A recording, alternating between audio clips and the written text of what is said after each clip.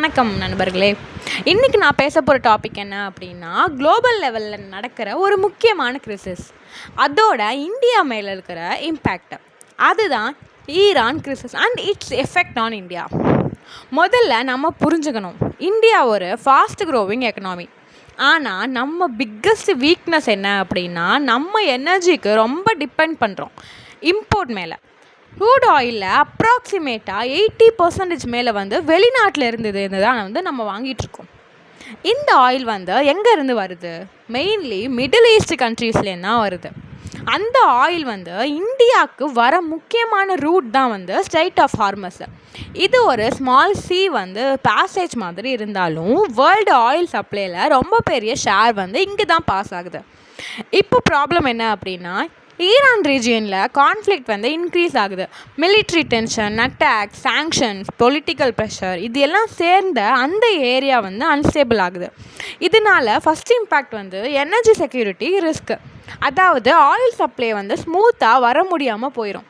Ships delay ஆகுது. Insurance cost increase ஆகும். சில நேரத்தில் ஷிப்பிங் கம்பெனிஸ் ரிஸ்க் எடுக்க பயப்படுறாங்க. இது எல்லாம் சேர்ந்த உடனே இந்தியாவுக்கு ஆயில் வர்றது ஸ்லோ ஆகும், இல்லை காஸ்ட்லி ஆகும். செகண்ட் இம்பேக்ட் என்ன அப்படின்னா, ஃபியூவல் ப்ரைஸ் ஷாக்காக இருக்கும். சப்ளை குறைஞ்ச உடனே டிமாண்டு அதிகம் இருக்கும். பேசிக் எக்கனாமிக்ஸில் ப்ரைஸ் இன்க்ரீஸ் ஆகும். பெட்ரோல், டீசல் ரேட்டு ஹை ஆன உடனே டிரான்ஸ்போர்ட் காஸ்ட்டு அதிகமாக இருக்கும். பஸ் டிக்கெட்லேருந்து வெஜிடபிள் வரைக்கும் எல்லா காஸ்ட்டும் இன்க்ரீஸ் ஆகிரும். இதுதான் இன்ஃப்ளேஷன். தேர்ட் இம்பேக்ட் என்ன அப்படின்னா, இந்தியாவில் ஆயில் இம்போர்ட் பண்ண டாலர்ஸ் யூஸ் பண்ணுவாங்க. இப்போது ஆயில் காஸ்ட்லி ஆனால் அதிகமாக டாலர் ஸ்பெண்ட் பண்ண வேண்டியதாக இருக்கும். டிமாண்ட் டாலர் இன்க்ரீஸ் ஆனால் ருப்பி வேல்யூ டிக்ரீஸ் ஆகும். ருப்பி வீக் ஆனால் இம்போர்ட் எல்லாம் இன்னும் காஸ்ட்லி ஆகும். இது ஒரு சைக்கிள் மாதிரி கண்டினியூ ஆகும். ஃபோர்த் இம்பேக்ட் என்ன அப்படின்னா, இந்தியாவுக்கு ரொம்ப முக்கியமான ஒரு ப்ராஜெக்ட் இருக்குது. அதுதான் சபாஹர் போர்ட். இது இந்தியாவுக்கு பாகிஸ்தான் அவாய்ட் பண்ணிவிட்டு சென்ட்ரல் ஏஷியா ரீச் பண்ண ஹெல்ப் பண்ணும். ஆனால் ஈரான் மேலே சாங்ஷன் அண்ட் கான்ஃப்ளிக்ட்னால இந்த ப்ராஜெக்ட் ஸ்லோ ஆகுது. இது இந்தியாவோட long term trade and geopolitical பிளானுக்கு ப்ராப்ளம் க்ரியேட் பண்ணுது. ஃபிஃப்த் இம்பேக்ட் என்ன அப்படின்னா, இந்த கிரிசிஸில் யூஎஸ்ஏ, ஈரான், சைனா, ரஷ்யா எல்லாம் இன்டைரக்டாக இன்வால்வ் ஆகியிருக்காங்க. இந்தியா ஒரு பேலன்ஸ்டு ஃபாரின் பாலிசியை ஃபாலோ பண்ணுறது. Neutral bus strategy. இந்தியா யாரு கூடயும் டைரக்ட் கான்ஃப்ளிக்ட் போகாமல் same time national interest protect பண்ண ட்ரை பண்ணுது. ஸோ இந்தியாவில் என்ன ஸ்டெப்ஸ் எடுக்குது அப்படின்னா, ஆயில் சோர்ஸஸை டைவர்சிட் பண்ணுது. அதாவது ரஷ்யா, யூஎஸ், ஆஃப்ரிக்காவில் ஸ்ட்ராட்டஜிக் ஆயில் ரிசர்ச்சை பில்ட் பண்ணுது. டிப்ளமேட்டிக் டாக்ஸ்க்கு மெயின்டைன் பண்ணுது. ஈரானும் அதர் கண்ட்ரிஸ் கூடயும் நேவி ப்ரெசன்ஸ் இன்க்ரீஸ் பண்ணிவிட்டு ஷிப்பிங் சேஃப்டியை என்ஷூர் பண்ணுது. ஃபைனலாக பார்த்தா இது ஒரு சிம்பிள் ஃபாரின் இஷ்யூ கிடையாது. இது நம்ம டெய்லி லைஃப்பில் பெட்ரோலு ப்ரைஸில், ஃபுட் காஸ்ட்டில், ஜாப் மார்க்கெட்டில் கூட இன்டைரக்டாக ரிஃப்ளெக்ட் ஆகுது. ஒரு நாட்டோட போராட்டம் இன்னொரு நாட்டில் வாழ்க்கையை மாற்ற முடியும். அதற்கு நேரடியான உதாரணம் இந்த ஈரானோட கிரிசிஸ் தான். ஈரான் சாங்ஷனும் ஜியோபாலிட்டிக்ஸும் இந்தியாவோட ஃபாரின் பாலிசிக்கு பிக்கஸ்ட் பேலன்சிங் டெஸ்ட்டாக இருக்குது.